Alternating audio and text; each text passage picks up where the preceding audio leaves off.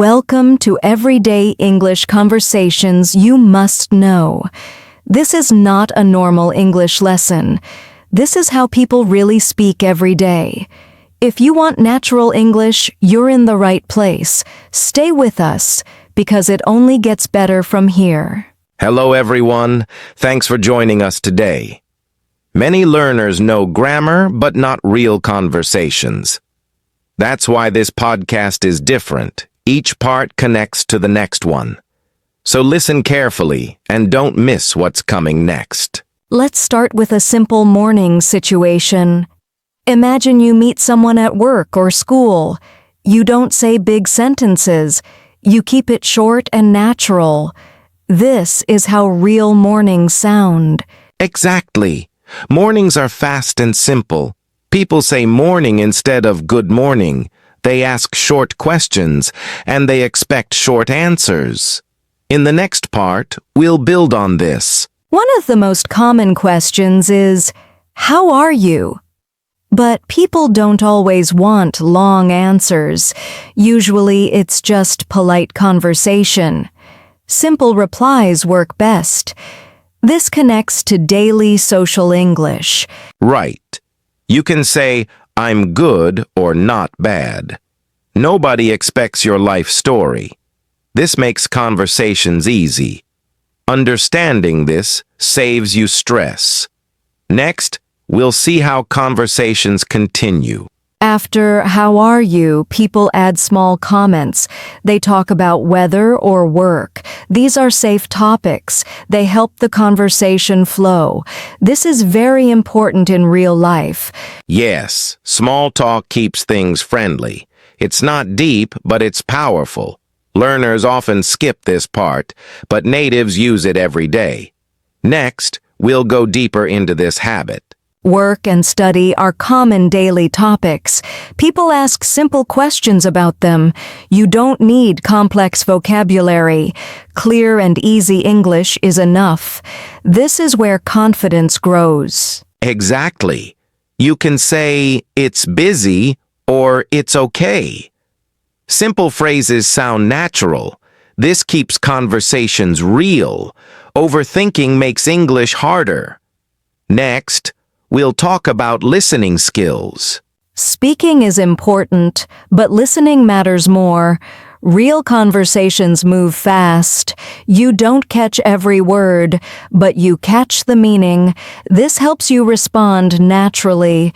Good listeners sound more fluent. They react with short responses. Words like yeah and I see help. These words show attention. Next, we'll practice these responses. Short responses are everywhere in English. They keep the conversation alive. You don't interrupt the speaker. You show interest politely. This is very common in daily talk. People say right, exactly, or really. These words are small but powerful. They make you sound natural. Learners often forget them. Next, we'll connect this to confidence. Confidence doesn't come from big words. It comes from comfort. Using simple English helps you relax. Relaxed speakers sound fluent. This is the real secret. Native speakers make mistakes too, but they keep talking. Confidence keeps conversations moving. Fear stops learners. Next, we'll remove that fear. Mistakes are normal in real conversations.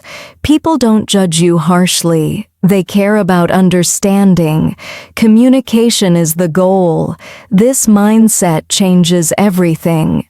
When you accept mistakes, you speak more. More speaking means faster improvement. This is how fluency grows, not from silence. Next, we'll practice real situations. Shopping conversations are very common. They follow simple patterns. You ask, they answer. No long sentences needed. This is perfect practice English. Phrases like, how much is this, are enough. Cashiers speak fast but clearly. You don't need perfect grammar. Just be polite. Next, we'll move to restaurants. Restaurants are great for learning English. The language is predictable. Menus guide the conversation. You can listen and repeat patterns. This builds real-life skills. You can say, "I'll have this." Simple and natural. Servers understand you easily. Confidence matters more than accent. Next, we'll talk about phone calls. Phone English is harder for learners. You can't see facial expressions. Listening becomes more important, but patterns still help. Practice makes it easier. People speak clearly on the phone. They repeat important information. You can ask them to repeat. This is completely normal. Next, we'll discuss polite English. Politeness is key in English culture. Simple words show respect. Please and thank you matter. They soften your speech. This improves communication. Polite English sounds friendly. It opens more conversations. People respond better to it. This builds positive experiences. Next, we'll talk about endings. Ending a conversation is also a skill.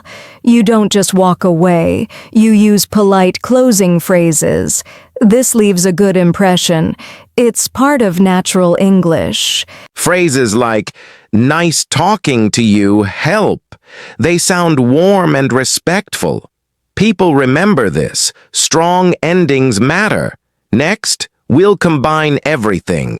Now you see how conversations connect. They start simple and grow naturally. Each part supports the next. This is real-life English, not textbook English. Understanding this structure helps a lot. You stop translating in your head. You start responding naturally. This is real progress. Next, we'll talk about daily practice. Small daily practice is powerful. You don't need long study sessions. Short conversations are enough. Consistency beats intensity. This builds long-term fluency. Listening every day helps a lot. Repeating short phrases works. Speaking out loud builds confidence. This is how natives learn too. Next, we'll talk about mindset. Your mindset shapes your English journey. Fear slows learning. Curiosity speeds it up.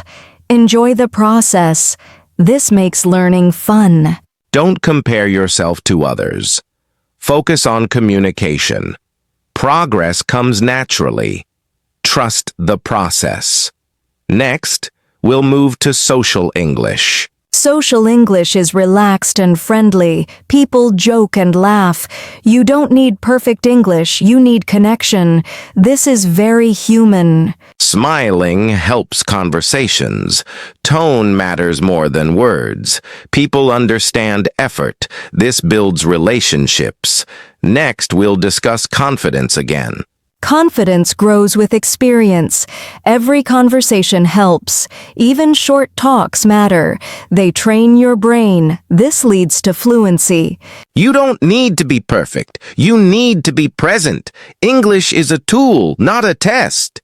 Use it freely. Next, we'll prepare for the ending. Real English has habits and patterns. You learn them by listening, not by memorizing rules. This podcast focuses on that. Real usage, real life. Notice how people actually speak. Short, clear, and natural. This is everyday English. This is what you need. Next, we'll wrap things together. Today we covered real conversations, from mornings to endings. Each part connects naturally. This mirrors real life. That's the goal. If you understand this flow, you improve faster. English becomes less stressful. You start enjoying conversations. This is true learning. Next, we'll give final advice. Don't wait to be perfect. Start speaking now. Use simple English. That's enough. Progress comes from action. Mistakes are part of learning. Embrace them.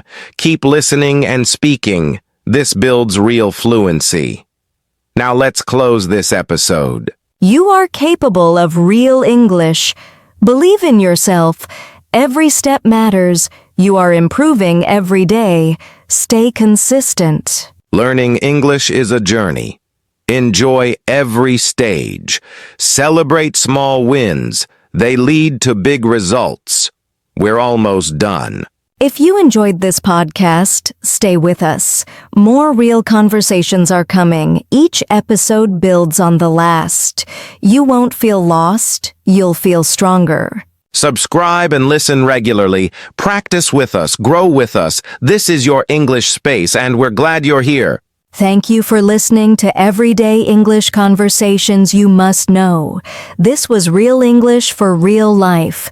Keep practicing every day. Your English is getting better. See you in the next episode. Thanks for spending your time with us. Remember, English is everywhere. Use it daily, speak naturally, and keep exploring English online.